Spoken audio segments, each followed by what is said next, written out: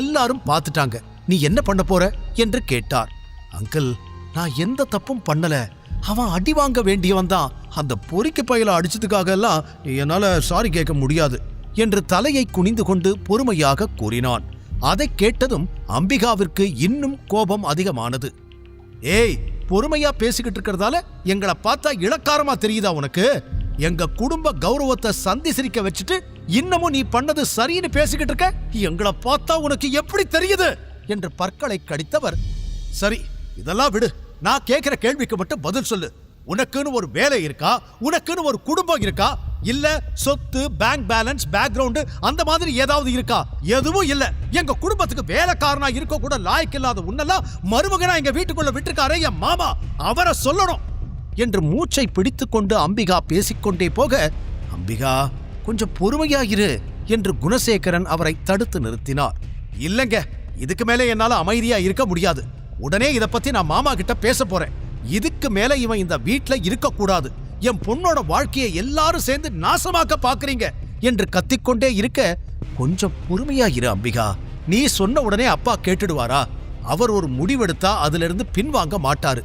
வேதிகாவோட விஷயத்துல அவர் எவ்வளவு பிடிவாதமா இருக்காருன்னு உனக்கே தெரியும் என்று குணசேகரன் நிலைமையை புரிய வைக்க பார்க்க, எனக்கு அதை பத்தியெல்லாம் கவலை இல்லை. இவன் கூட நடந்ததெல்லாம் கல்யாணம் கிடையாது. என் பொண்ணுக்கு கல்யாணம்னு ஒண்ணு நடந்தா அது பிரவீன் கூட மட்டும்தான் என்றதும் இப்போது வேதிகாவும் ஷாக்காகி, அம்மா, பிரவீனை கல்யாணம் பண்ணிக்க நான் எப்போ ஓகே சொன்னேன் என்று கேட்டாள். உன்னோட விருப்பம் எனக்கு தேவையில்லை. ஒரு அம்மாவா உனக்கு எது சரின்னு எனக்கு தெரியும். இந்த வெறும் பயலோட வாழ்ந்தா நீ நடுத்தெருவுல தான் நிக்கணும். உன் பிசினஸ்க்கு இப்ப ஹெல்ப் தேவை, கரெக்டா?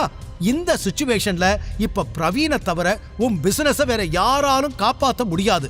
அதனால நீ இந்த கல்யாணத்துக்கு ஒத்துக்கிட்டு தான் ஆகணும் என்று அம்பிகா கராராக பேச, இல்லம்மா அதெல்லாம் ஒன்றும் தேவையில்லை. விக்ரமன் சாரை நானே நேர்ல மீட் பண்ணி பேசுறேன். அவர் எனக்கு ஹெல்ப் பண்ணுவாரு. இதுக்காகலாம் என்னால பிரவீனை கல்யாணம் பண்ணிக்க முடியாதுமா. அப்போ இவனோட வாழ போறேன்னு சொல்றியா? எனக்கு 2 பேருமே வேணாம், என்னை விட்டுருங்க பிளீஸ் என்று வேதிகா விரக்தியுடன் கூற, சர்வா அவளை பரிதாபமாக பார்த்தான். இவ்வளவு நேரம் பொறுமையாக இருந்தவன், உனக்கு விக்ரமன் கிட்ட இருந்து என்ன ஹெல்ப் வேணும் வேதிகா? சாரி, ஐ மீன் விக்ரமன் சார் கிட்ட இருந்து என்று குறுக்கே புகுந்து கேட்டான். வந்ததிலிருந்து விக்ரமனின் பெயரை கேட்டாலும் என்ன பேசிக் கொள்கிறார்கள் என்பது சர்வாவிற்கு புரியவில்லை. அவன் கேட்ட கேள்விக்கு அம்பிகாவும் வேதிகாவும் பதில் சொல்லாமல் அவனை புரியாமல் பார்த்து கொண்டிருக்க, அதை கவனித்த குணசேகரன், வேதிகாவுக்கு இப்போ கொஞ்சம் பணம் தேவைப்படுது. பிசினஸ் கொஞ்சம் லாஸ். மற்ற ஷேர் ஹோல்டர்ஸ் எல்லாரும் ஏமாத்திட்டாங்க என்று பொறுமையாக கூற, சர்வா மறு வார்த்தை பேசுவதற்குள் அம்பிகா முந்திக்கொண்டு, ஏங்க நீங்க ஒரு ஆளு, இதெல்லாம் எதுக்கு இவங்கிட்ட சொல்லிக்கிட்டு இருக்கீங்க? இவங்கிட்ட சொல்லி இவன் என்ன நம்மளுக்கு கோடி கோடியா கொண்டு வந்து கொட்ட போறானா? இவனால ஒன்னே ஒண்ணுதான் முடியும். அந்த பையனை அடிச்ச மாதிரி ஷேர் ஹோல்டர் எல்லாரையும் அடிச்சு பிரச்சனை வேணும்னா பண்ணுவான் என்று மீண்டும் கத்த ஆரம்பித்தார். குணசேகரன் தலையில் அடித்துக் கொண்டார். மீண்டும் மீண்டும் அதையே பேசும் மனைவியை என்ன செய்வதென்றே அவருக்கு தெரியவில்லை. இங்க பாரு, இந்த பிரச்சனையெல்லாம் சாக்கா வச்சு நீ என் பொண்ணு கூடவே இருக்கலான்னு நினைக்காத. ஒருவேளை பிரவீனை கல்யாணம் பண்ணிக்க மாட்டேன்னு அவ சொன்னா கூட வேற ஒரு நல்ல மாப்பிள்ளையா பார்த்து அவளுக்கு கல்யாணம் பண்ணி வைப்பேனே தவிர உன் கூட என் பொண்ணை வாழ விட மாட்டேன் என்று தன்னுடைய பாயிண்டை உறுதியாக கூறிவிட்டு அவர் அறைக்குள் செல்ல, பின்னாலே குணசேகரனும் சென்றார். தீரஜும் அவர்களை பார்த்து சிரித்துவிட்டு தன் அறைக்குச் சென்று கதவை அடைத்துக் கொண்டான். அவர்களெல்லாம் சென்ற பிறகு ஆழ்ந்த மூச்சை எடுத்துக்கொண்ட சர்வா வேதிகாவிடம் வந்து, எவ்வளவு பணம் தேவைப்படுது என்று கேட்டான். இப்ப எனக்கு தேவை பணம் இல்லை. இன்ஃப்ரா கிரீன் கம்பெனியிலிருந்து பார்ட்னர்ஷிப் கிடைச்சா கூட அதுவே பெரிய ஹெல்ப்பாக இருக்கும். ஆனா என் கூட பார்ட்னர்ஷிப் வச்சுக்கிறதுல விக்ரமன் சாருக்கு எந்த யூஸும் கிடையாது. அதனால அவர் இதுக்கு சம்மதிக்க மாட்டாரு என்று பொறுமையாக கூறினாள் வேதிகா. ஏனோ இந்த ப்ராப்ளத்தை பற்றி அவனிடம் கொஞ்சம் பேச வேண்டும் என்று அவளுக்கும் தோன்றியது. அவள் சொன்னதை கேட்டுக்கொண்டு தலையாட்டிய சர்வா, சரி நான் ஹெல்ப் பண்றேன் என்று கூறினான். அதை கேட்டு கடுப்பான வேதிகா, உங்ககிட்ட நான் ஒரு விஷயம் சொல்லட்டுமா? ஐ ஹேட் யூ எ லாட். என்ன சொன்ன? நீ எனக்கு ஹெல்ப் பண்றியா? அப்படி ஏதாவது செய்யணும்னு நினைச்சா முதல்ல என் வாழ்க்கையை விட்டு மொத்தமா போயிடு. அதுதான் நீ எனக்கு பண்ண போற பெரிய ஹெல்ப்பா இருக்கும். நான் நிம்மதியாவது இருப்பேன் என்று படபடவென பேசினாள். வேதிகா, எதுக்கு இப்படி டென்ஷன் ஆகுற? நான் சொல்றத கேளு என்று சர்வா பொறுமையாக பேச, இன்னொரு தடவை என் பேரை சொல்லி கூப்பிட்ட மரியாதை கெட்டுரும். முதல்ல இங்கிருந்து போய் தொலை என்று கூறிவிட்டு வேகமாக தனது ரூமை நோக்கி நடந்தாள். சர்வாவிற்கு வேதிகாவை எப்படி சமாதானப்படுத்துவது என்றே தெரியவில்லை. தைரியத்தை வரவழைத்துக் கொண்டு அவள் பின்னாலேயே சென்றான். வேதிகா நில்லு, நான் சும்மா ஜோக் அடிக்கல. உன் பிரச்சனையை என்னால சரி பண்ண முடியும். தயவு செஞ்சு என்ன நம்பு வேதிகா. விக்ரமன் சார் கம்பெனில தான் எனக்கு மேனேஜர் ஜாப் கிடைச்சிருக்கு என்று அவன் கூறியதும் ஒரு நொடி அமைதியாக அவனை பார்த்த வேதிகா அடுத்த நிமிஷமே சத்தமாக சிரிக்க ஆரம்பித்தாள். ஆ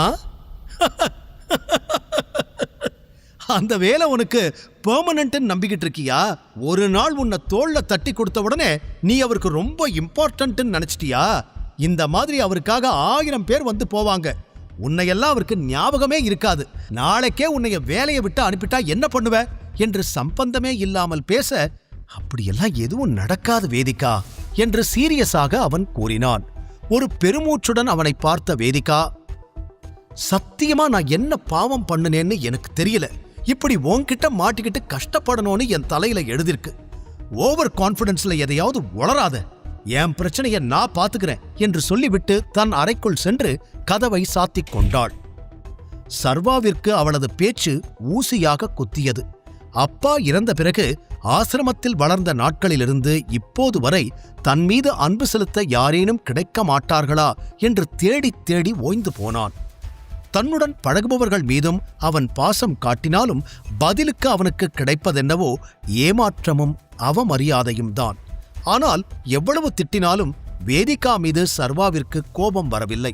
மேற்கொண்டு அவளை எப்படி சமாதானப்படுத்துவது என்று மட்டும்தான் யோசித்துக் கொண்டிருந்தான். அப்போது அவன் போனுக்கு ஒரு மெசேஜ் வந்தது. அதை எடுத்து பார்க்க அவனது காலேஜ் நண்பன் ஜெகன் தான் அனுப்பியிருந்தான். இன்னைக்கு சாயங்காலம் நம்ம காலேஜ் ரீயூனியன் இருக்கு, இந்த அட்ரஸ்க்கு வந்துடு என்று அதில் எழுதியிருந்தது. காலேஜ் படிக்கும்போது யாருமே நம்ம கூட நல்லா பேச மாட்டாங்க. இப்ப எதுக்காக என்ன வர சொல்றாங்க? என்ன செய்ய காத்திருக்காங்கன்னு தெரியலையே என்று யோசனை செய்த சர்வா, சரி எதுவா இருந்தாலும் போய் பார்த்துக்கலாம் என்ற எண்ணத்தில் அங்கு செல்ல முடிவு செய்தவன் வழக்கம் போல சர்வன்ட்ஸ் தங்குமிடத்திற்கு வந்தான். அப்போது விக்ரமனிடமிருந்து அவனுக்கு போன் வந்தது. முழு கதையையும் கேட்டு மகிழ பாக்கெட் FM ஆப்பை டவுன்லோட் செய்யுங்கள். லிங்க் டிஸ்கிரிப்ஷனில் கொடுக்கப்பட்டுள்ளது.